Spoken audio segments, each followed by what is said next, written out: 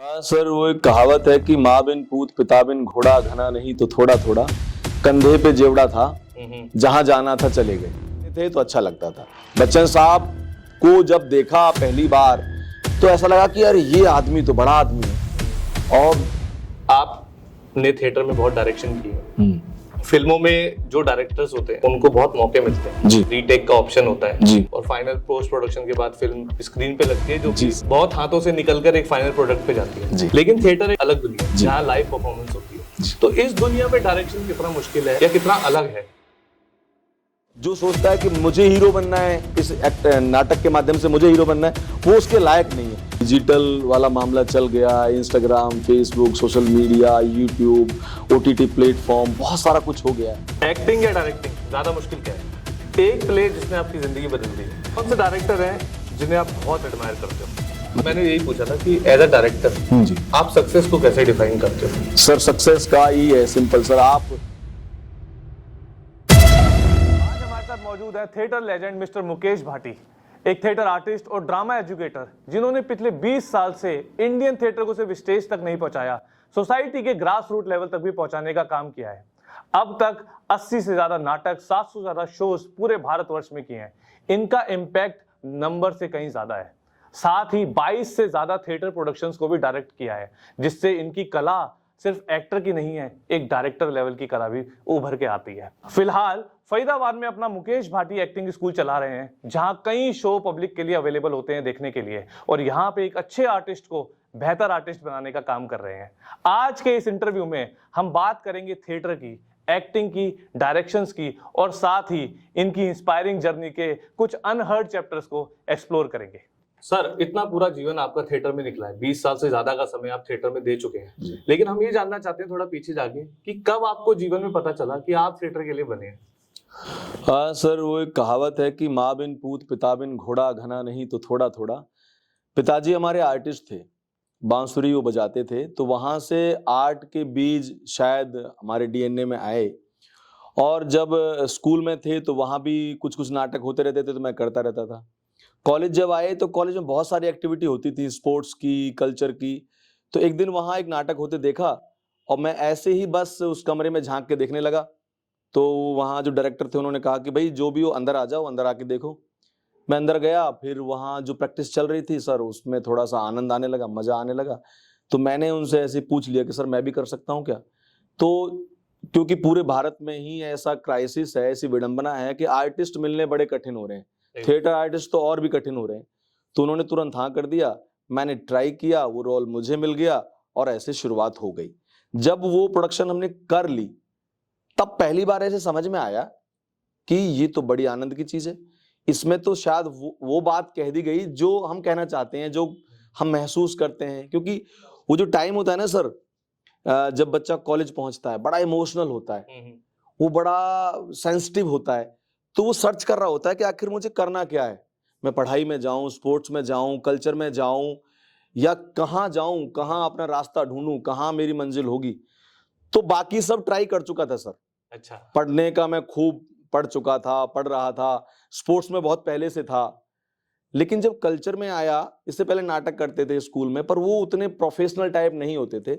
लेकिन youth festival में जब पहला नाटक किया ईश्वर शून्य के डायरेक्शन में, तो उसके बाद ऐसा लगा कि ये वो चीज है जहां मुझे होना चाहिए, ये वो जगह है जहां मैं मेरे मन का कह सकता हूं, मेरे मन को खुशी मिलती है।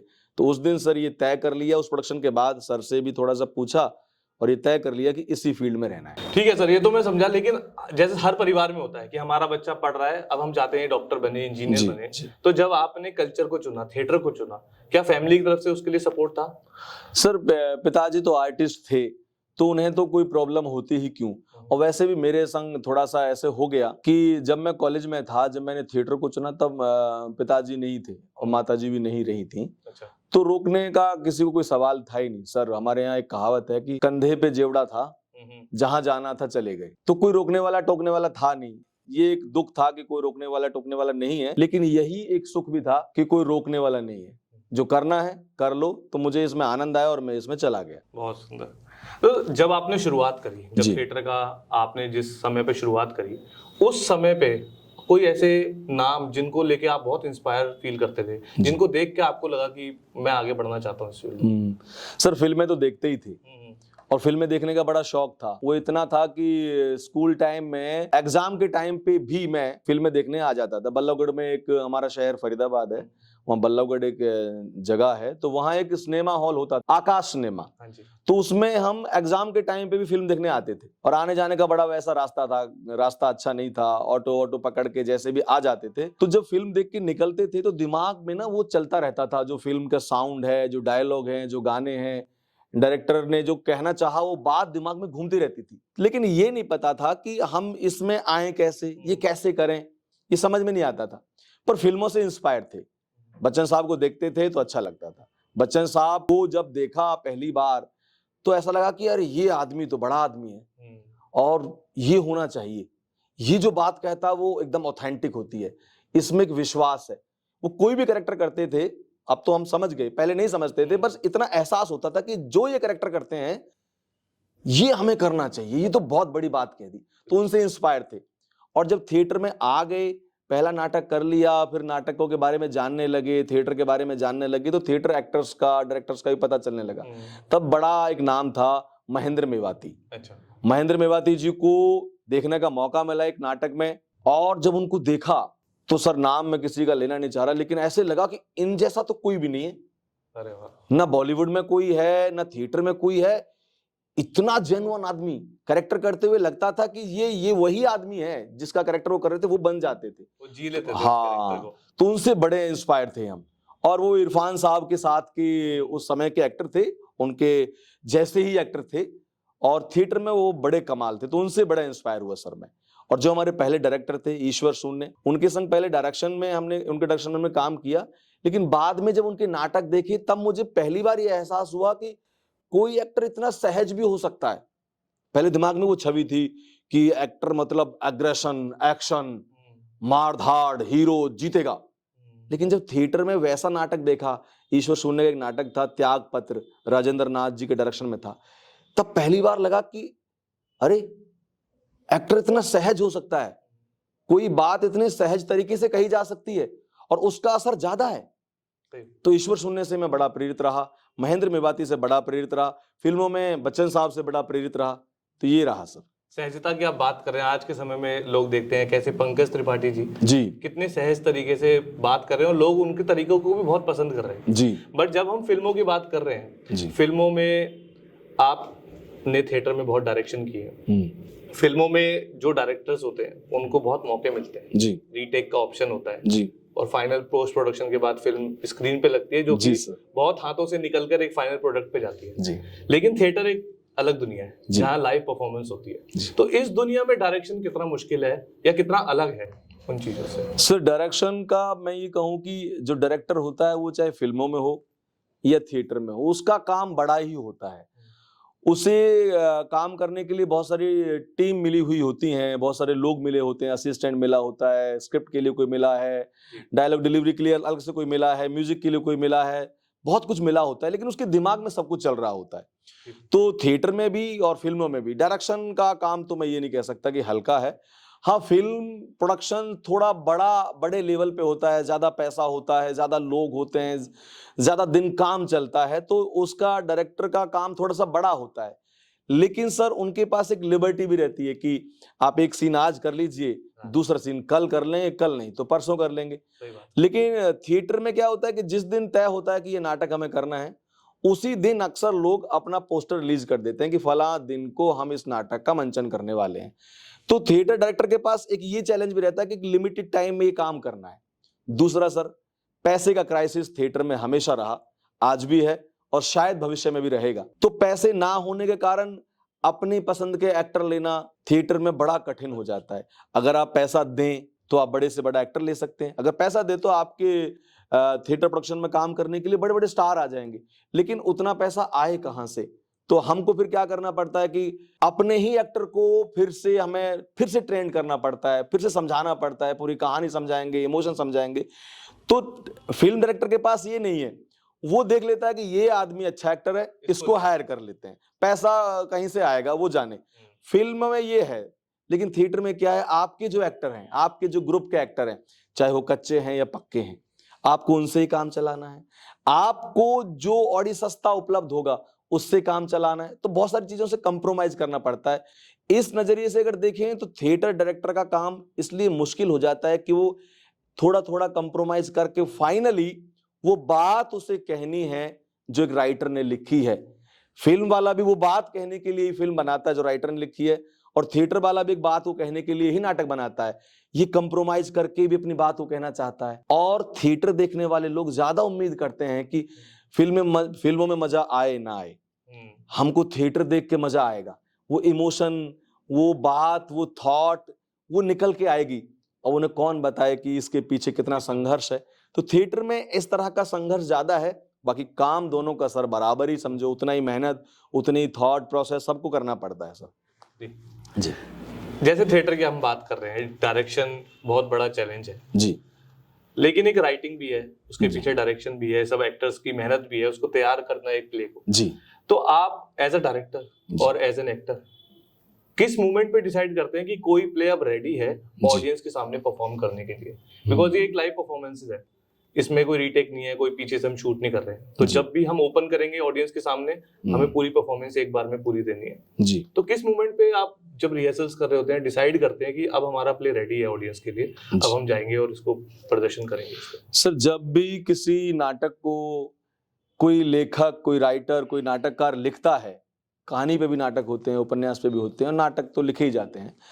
तो जब भी वो लिखा जाता है तो एक बात कोई उसको खटकती है लेखक को कि अरे समाज में ये हो गया, कहीं किसी के साथ कोई अत्याचार हो गया, या कोई बात ऐसी जो समाज के लिए अभिशाप जैसी है, बुरी है, तो उसका सॉल्यूशन क्या हो, या उसको कैसे प्रदर्शित किया जाए, उसको कैसे जनता तक पहुंचाया जाए कि जनता जागरूक हो जाए। ये राइटर का एक पॉइंट ऑफ व्यू रहता है। बस उसी बात को समझाने राइटर निर्देशक के पास आता है कि सर एक नाटक मैंने लिखा है जिसमें ये बात है, वो बात ही हमको मिलती है सर।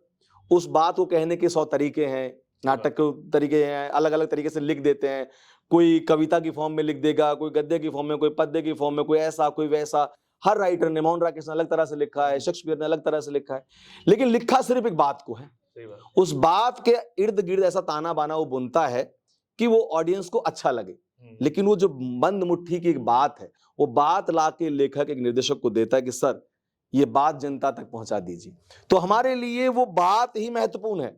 अब इस बीच हम एक्टर लें, लाइटिंग करें, म्यूजिक करें, ना करें, कॉस्ट्यूम करें, ना करें, ऑडिटोरियम छोटा है, बड़ा है, खुले में, कहीं भी हम करें, महत्वपूर्ण क्या है सर? वो बात। तो बात को फिर वही बात को आगे ट्रेवल कराते हुए हम एक्टर तक पहुंचाते हैं कि भाई एक बात है और लेखक ने महसूस किया समाज से, और आपके माध्यम से हमारे जैसे निर्देशक की सहायता से ये जनता तक पहुंचनी है। तो जब एक्टर उस बात को समझ जाते हैं, थोड़ा समझने का प्रयास करते हैं, समझ जाते हैं, फिर हम रिहर्सल शुरू करते हैं। और रिहर्सल करते करते बहुत तरह की बातें होती है सर। कभी एक्टर लेट होते हैं, कभी जल्दी आते हैं, कभी आके काम नहीं करते, कभी मूड होता है, कभी नहीं होता है, कभी बहुत सारी प्रॉब्लम्स चलती रहती हैं आपस में। कई बार एक्टर का मन मिल भी रहा है, कहीं नहीं भी मिल रहा है, लेकिन सारी बातों के बाद सिर्फ डायरेक्टर का ध्यान रहता है कि वो बात निकल के आ रही है क्या। रिहर्सल में वो बात जिसके लिए लेखक ने लिखा है, हम सर लेखक की बात को आगे पहुंचा रहे हैं। निर्देशक हो, एक्टर हो, कोई हो, वो सिर्फ एक बात को वहां तक पहुंचाना है। जब एक्टर उस बात को कहना शुरू कर देता है अपने डायलॉग में, अपने एक्शन में, अपने एक्सप्रेशन में, अपने इमोशन में, जब वो बात वो निकल के आना शुरू हो जाती है, तो दर्शक, डायरेक्टर जब सामने बैठा होता है, रिहर्सल देख रहा होता है, वो सिर्फ इस बात का इंतजार कर रहा होता है हर दिन कि वो बात कब निकल के आएगी, उसी फील के साथ, उसी मीनिंग के साथ, उसी एफर्ट के साथ, कि जनता तक जब ये बात जाए तो ये बिल्कुल वैसी हो जैसा लेखक ने महसूस किए, ना तो ये घटी हो ना ये बढ़ी हो। कई बार क्या होता है, एक्टर अच्छा है, क्रिएटिव बहुत है, बात को बढ़ा देता है। एक्टर बहुत अच्छा नहीं है, गिरा देता है। ना हमें गिराना है ना बढ़ाना है, बस बात उतनी रहे।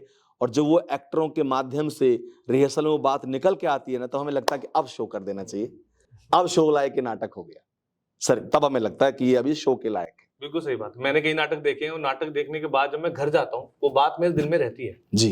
तो वो बहुत बड़ा इम्पैक्ट है। कहते हैं ना कि मूवी देखने जाओ तो सबसे पीछे की सीट लो, जी, लेकिन थिएटर देखने जाओ तो सबसे आगे आगे की सीट लो, ऐसा ही तभी है सर। आपको असली इम्पैक्ट पता चलता है। जी बट आपने जैसे एक्टर की बात कही कि अच्छा एक्टर है तो वो उस चीज में क्रिएटिविटी अपनी ला सकता है। जी सर। एज अ डायरेक्टर जब एक अच्छा एक्टर अपने क्रिएटिविटी को डाल रहा होता है, इम्प्रोवाइज कर रहा होता है, जी तो कैसे उस चैलेंज को आप डील करते हो, जी उसका कॉन्फिडेंस भी ना गिरे जी और हमारा थिएटर का जो प्ले है, जो राइटर की बात है, जी वो भी उतने ही बैलेंस में पहुंचे जितनी आप चाहते हो। तो जी। ऐसे टाइम पे आप एक्टर से कैसे डील करते हो? सर फाइनली वही बात फिर से थोड़ा सा कहनी पड़ेगी कि एक्टर को सिर्फ समझना है कि क्या बात है जिसके लिए नाटक हो रहा है।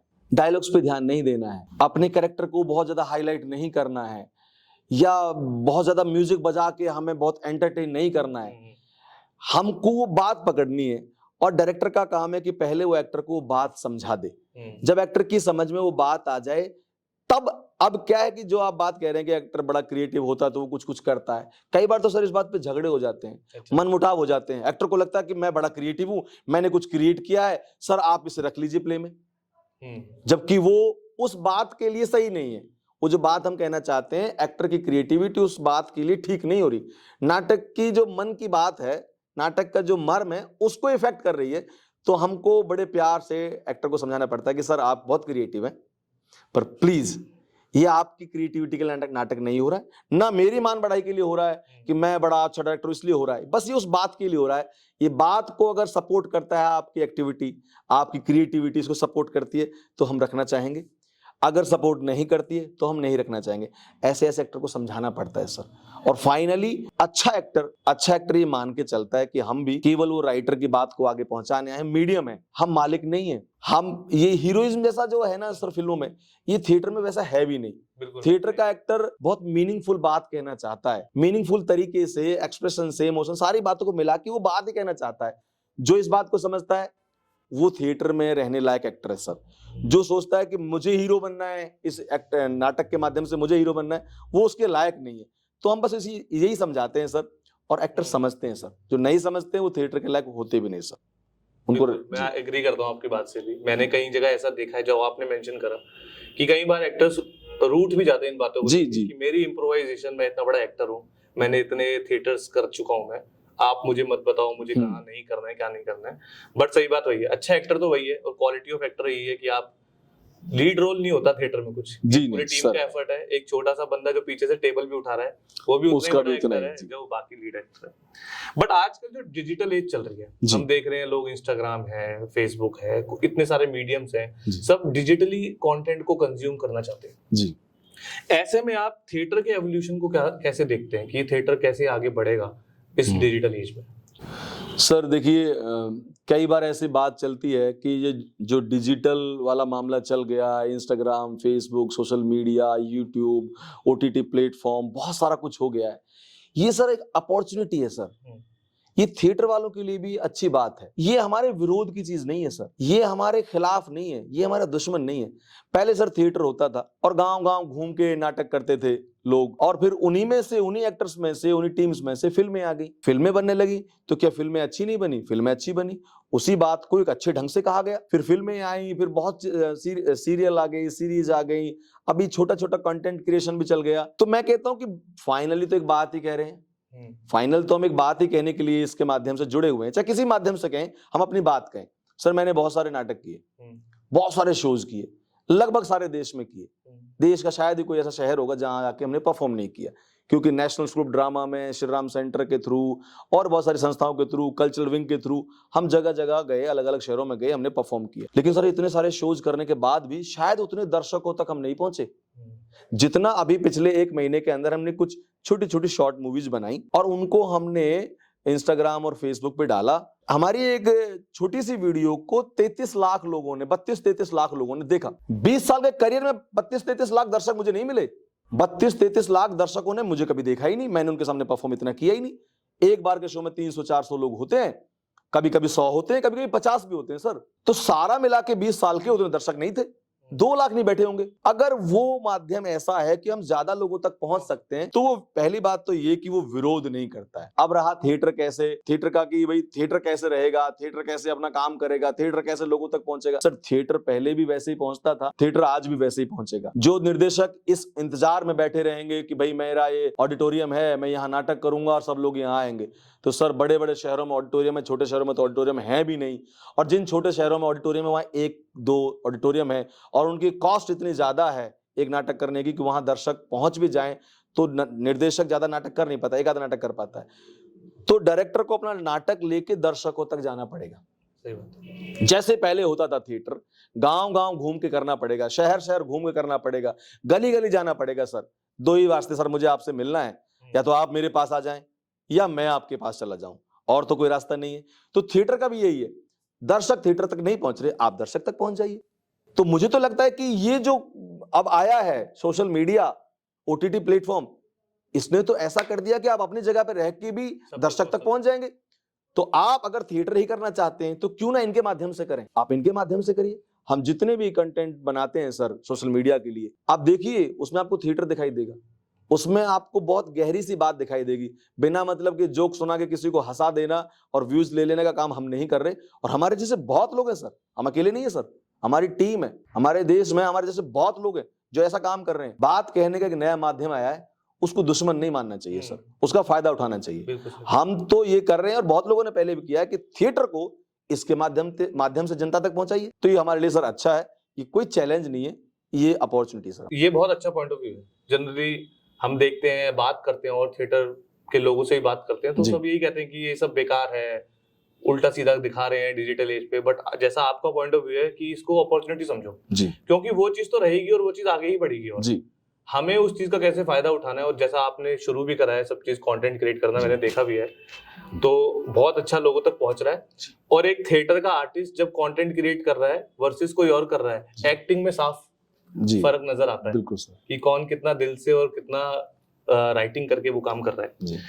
बट क्या आपको लगता है आगे जाके या आज भी थिएटर्स जो हैं वो सोशल मैसेज का काम कर रहे हैं, या सोशल मैसेज में आज भी डोमिनेट करने का काम थिएटर्स कर सकते हैं कि कोई मैसेज देना है समाज में, और थिएटर्स उस चीज की रिस्पॉन्सिबिलिटीज पहले तो लेते आए हैं, हमेशा हमने देखा है, जैसे कहते हैं ना समाज का आईना हम दिखा रहे हैं थिएटर्स में। क्या अभी भी ये काम कर सकते हैं थिएटर्स? सर अभी भी ज्यादातर, सभी तो नहीं, ज्यादातर थिएटर प्रोडक्शंस, नाटक यही काम कर रहे हैं सर। इस चीज का तो ज्यादातर यही रहा है सर थिएटर का कि ये क्रांति जैसा है, जो समाज को चाहिए, जो समाज के लिए जरूरी है, उन्हीं बातों को थिएटर हमेशा से कहता रहा है। रंगमंच का काम यही है, नाटक का काम यही है, नाटककारों का काम यही है, और रंगमंच के एक्टर्स का काम यही है सर कि समाज में जागरूकता लाएं, उन्हें अवेयर करें। वो जो मर्म, जो दर्द, जो बात लेखक देख पाए और आप नहीं देख पाए, उसे थिएटर के माध्यम से वहां तक पहुंचाएं। तो आज भी यही कर रहे हैं सर। हाँ, ऐसे भी कुछ परसेंटेज लोग हैं जैसे कि पहले फिल्मों में काम करना चाहते थे और फिल्मों में काम नहीं कर पाए, वापस आके थिएटर करने लगे। ये फिल्मों से ज्यादा इंस्पायर हैं और थिएटर की पूरी प्रैक्टिस की नहीं है, ना तो कहीं से कोर्स किया है, ना किसी ग्रुप में रह के काम किया है, तो उनको थिएटर की समझ नहीं है। तो उनके नाटकों में एक छिछोरापन, एक हल्कापन, एक अभद्रता, एक अश्लीलता, एक वाहियातगिरी सर दिखती है। दिल्ली में भी दिखती है, बॉम्बे में भी दिखती है, फरीदाबाद में भी दिखती है, सारे शहरों में सर दिखती है। हर शहर में 2 तरह के रंगकर्मी हैं सर। एक जो रंगकर्म को समर्पित हैं, थिएटर के लिए समर्पित हैं, वो अपना जीवन उसी को दे चुके हैं, उसी में रहना चाहते हैं, उसी में जीना चाहते हैं, उसी के हिसाब से जीवन जीते हैं सर। एक कुछ ऐसे हैं जिनको ना फेम चाहिए, उनको उस नाटक के मर्म की चिंता नहीं है, उनको खुद की चिंता है कि मैं कैसे हीरो बनूं, मैं कैसे ज्यादा लोगों तक पहुंचूं, मैं कैसे पैसा कमाऊं। तो वो कॉन्ट्रैक्ट ले लेंगे सर, कॉलेजों से, स्कूल से, संस्थाओं से, सरकार से, प्रशासन से कॉन्ट्रैक्ट ले लेंगे। फिर उस पैसे के बदले में वो उन अधिकारियों को शायद खुश करना चाहते हैं जिनसे पैसा लिया है, या उस संस्था को खुश करना चाहते हैं, तो फिर वो फुहड़ता पे आ जाते हैं सर।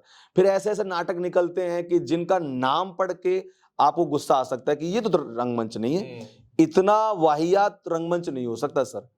रंगमंच तो हमेशा से सभ्य रहा है, सभ्य रहा है इसलिए रंगमंच है सर। असभ्यता जब जब आई है तब से रंगमंच नहीं कहा गया। रंगमंच का मतलब है सभ्य, रंगमंच का मतलब है क्रांति, रंगमंच का मतलब है जागरूकता, समाज, संवेदना। अगर ये नहीं है तो फिर रंगकर्म नहीं है, रंगमंच नहीं है, आपका नाटक नहीं है, आप रंगकर्मी नहीं है।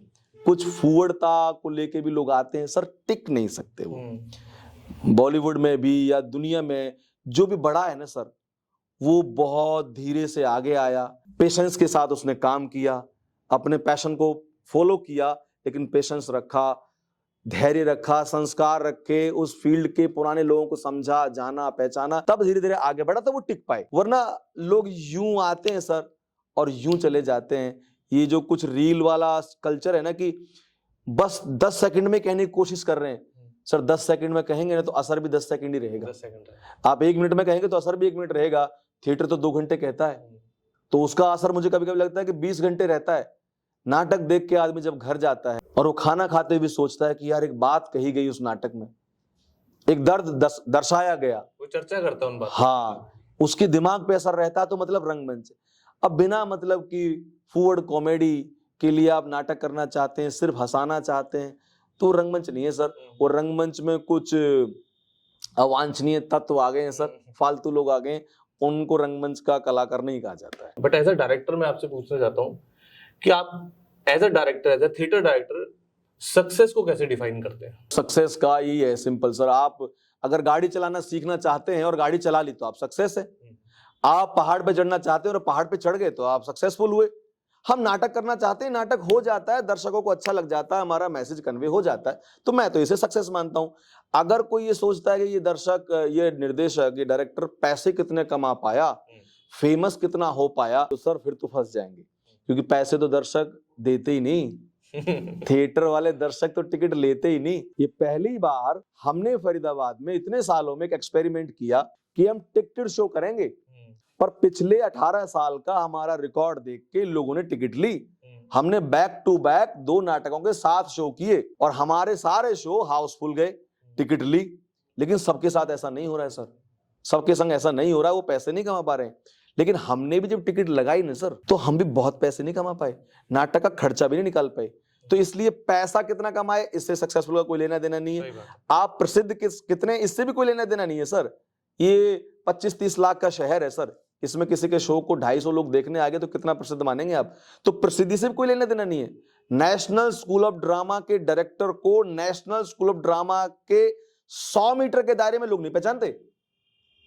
वो बड़े बड़े डायरेक्टर होते हैं सर, देवेंद्र राज अंकुर जैसे लोग, वामन केंद्रे जैसे लोग, बड़े बड़े डायरेक्टर्स को, थिएटर प्रैक्टिशनर्स को नेशनल स्कूल ऑफ ड्रामा का डायरेक्टर बनाया जाता है। और अगर वो अपने इस नेशनल स्कूल ड्रामा से निकल के बैक साइड में खड़े हो जाएं तो आम लोग पहचानते नहीं है सर, तो हमको तो कैसे पहचानेंगे सर? तो इससे तो सक्सेस का कोई लेना देना नहीं है। बस ये है कि एक बात आपको कहनी थी, वो जनता तक पहुंच गई, जनता उसको समझ गई, तो मैं तो मानता हूं आप सक्सेसफुल हो।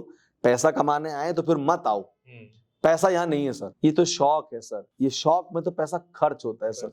जिस चीज का शौक है उसमें पैसा खर्च होता है। आप शौक भी करेंगे और पैसा भी कमाएंगे, ये तो सर आप विरोधाभास की बात कर रहे हैं। तो आपने जैसा मेंशन करा फरीदाबाद में आप कर रहे हैं अच्छे से, तो आप, हमारी जनता भी जानना चाहेगी कि फरीदाबाद में कौन से ऐसे शोज और प्लेज हैं जो आप कर रहे हैं जी, और ऑडियंस को कौन से शोज देखने भी आने चाहिए, आप कब कब करते हैं, थोड़ा सा बताइए। सर ये सेक्टर 11 में हमारा ये मुकेश भाटी एक्टिंग स्कूल है और हमारी नाट्य संस्था है कल्चरल विंग, उसके तहत हम यहाँ शोज करते हैं। हम अक्सर सैटरडे और संडे को करते हैं ताकि लोग इजीली आ सकें, जो जॉब करते हैं या जो कोई और काम करते हैं, तो सैटरडे संडे थोड़ा सा फ्री हो जाते हैं लोग, और उनका माइंड सेट भी वैसा है कि चलो संडे है तो कहीं चलते हैं, कुछ देखते हैं, कुछ सुनते हैं, तो इसलिए सैटरडे संडे को करते हैं सर हम। और हमारा एक नाटक है प्रोफेसर साहब, जात ही पूछो साधु की, विजय तेंदुलकर जी का नाटक है, उसका अडेप्टेशन है प्रोफेसर साहब, और बड़ा फेमस रहा है। 10 साल से उसके शोज हम कर रहे हैं सर, और हमेशा दर्शकों ने उसको सराहा है, आनंद लिया है। दूसरा एक नाटक है लाहौर के कबूतर। लाहौर के कबूतर को जो आजकल चल रहा है ना सर, ये जो माहौल चल रहा है भारत के आसपास के देशों में जो हो रहा है, जो भारत विरोधी भी है या एक खतरे की घंटी भी है, उसको अगर समझना है तो हमारा नाटक है लाहौर के कबूतर, उसे देखें, आप अच्छे से समझ जाएंगे कि हो क्या रहा है, क्यों हो रहा है, आपको क्या करना चाहिए। तो ये बड़ा फेमस हमारा नाटक है, इसको करते हैं। बाकी सारा ऐसे हास्य नाटक भी हम करते हैं, जैसे कि बगिया बाछाराम की नाटक है हमारा, उसे भी हम करते हैं। और एक नाटक है हमारा काला ताजमहल, उसे भी हम करते हैं। नाटक तो बहुत सारे हैं, पर अभी रनिंग में लाहौर के कबूतर है, प्रोफेसर साहब है, और बहुत जल्दी काला ताजमहल आने वाला है। चलिए बिल्कुल हम इंतजार करेंगे काला ताजमहल आए। इस राउंड को यहीं खत्म करेंगे। अगला राउंड है हमारा रैपिड फायर राउंड।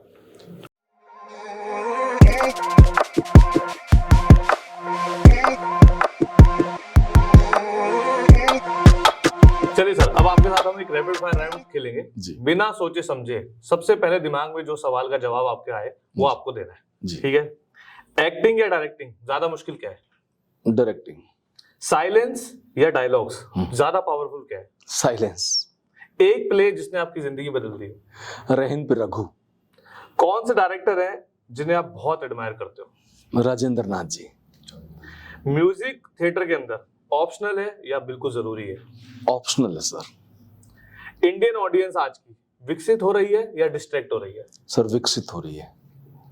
एक चैलेंज जो इंडियन थिएटर को पार करना ही होगा आने वाले टाइम में। दर्शकों के पास जाना पड़ेगा सर। एक इमोशन जो आपको थिएटर हमेशा देता है।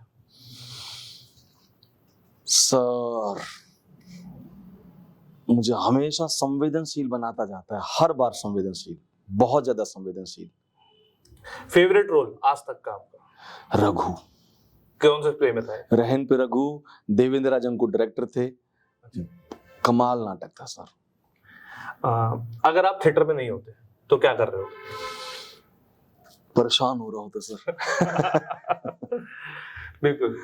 चलिए, ये था हमारा रैपिड फायर राउंड। जाते जाते हम एक आखिरी प्रश्न करेंगे जो हमारे सारे यंग एक्टर्स के लिए बहुत जरूरी है। तो सर, अगर कोई यंग आर्टिस्ट एक सिक्योर करियर छोड़कर डॉक्टर, इंजीनियर, सीए ये सब घर वालों से लड़कर वो एक थिएटर ज्वाइन करता है, तो उसके लिए आपकी क्या एडवाइस रहेगी? सर अगर थिएटर में आना चाहते हैं तो बेधड़क आइए, निर्भीक होके आइए। और अगर आप में मादा है, अगर आप समर्पित हैं, अगर आप ट्रेनिंग लेंगे, अगर आप मेहनत से काम करेंगे, तो थिएटर में भी वो सब कुछ है जो आप चाहते हैं। ऐसा नहीं है सर कि जो सर है ना, जो कर नहीं पा रहे हैं, वो फिल्मों में भी नहीं कर पा रहे हैं, वो थिएटर भी नहीं कर पा रहे हैं, वो पढ़ाई भी नहीं कर पा रहे हैं, वो जॉब भी नहीं कर पा रहे, वो राजनीति भी नहीं कर पा रहे, वो जीवन नहीं जी पा रहे सर। लेकिन अगर पूरे मन से आप करेंगे, अपना 100% देंगे, तो रिजल्ट भी 100% आएगा सर। और थिएटर में ऐसे ऐसे लीजेंड हुए सर। रतन थियम जी अभी नहीं रहे, कुछ दिन पहले चले गए। उनके पास तो किसी चीज की कमी नहीं थी। और उन जैसे बहुत लोग हैं सर जो अपना काम अच्छे से जानता है ना सर, अगर वो झाड़ू भी लगाता है तो वो नामी ग्रामी रहेगा, धन धान्य से संपन्न रहेगा, उसे सब कुछ मिलेगा। पर अगर आप अपना काम जानते हैं तो किसी भी करियर को छोड़ के आप आइए, थिएटर में आइए, पूरे मन से करिए। ढेर दर्शक हैं, पैसा चाहते हैं, पैसा भी है, फिर आपको वैसा थिएटर भी करना पड़ेगा, सब कुछ है। लेकिन आपको क्या अपना काम आता है? कहीं आप ऐसे तो नहीं कि 2 महीने में सीखना चाहते हैं, 1 महीने में सीखना चाहते हैं, 15 दिन में सीखना चाहते हैं, फिर आपके लिए नहीं है ना ये फील्ड ना कोई और फील्ड। तपना पड़ेगा। तपना पड़ेगा। तपने के बाद ही सोना निकल के आएगा। बिल्कुल के बाद। तो आज ये हमारी जो कॉन्वर्सेशन रही है, इससे एक बात तो साफ है कि एक्टर्स और डायरेक्टर्स जो भी थिएटर में काम कर रहे हैं, सबका यही मानना है कि इस फील्ड में जितना तपोगे उतना आगे जाके आप बनोगे। और इस डिजिटल एज में, जैसा सर ने बिल्कुल सही कहा, हमें ऑडियंस तक पहुंचना पड़ेगा अगर ऑडियंस आप तक नहीं आ रही है। और एक अच्छा प्ले ऑडियंस लेके भी आता है और आपके करियर को ऊपर भी लेके जाता है। सर, हम बहुत थैंकफुल हैं आपके टाइम के लिए। और आपने जो हमें बातें बताई, मेरे ख्याल से जो भी यंग एक्टर्स हैं, डायरेक्टर्स हैं, इस बात से जरूर प्रेरणा लेंगे। सर बहुत बहुत धन्यवाद। और ये बातें जनता तक पहुंचेंगी, मुझे बड़ा अच्छा लगेगा।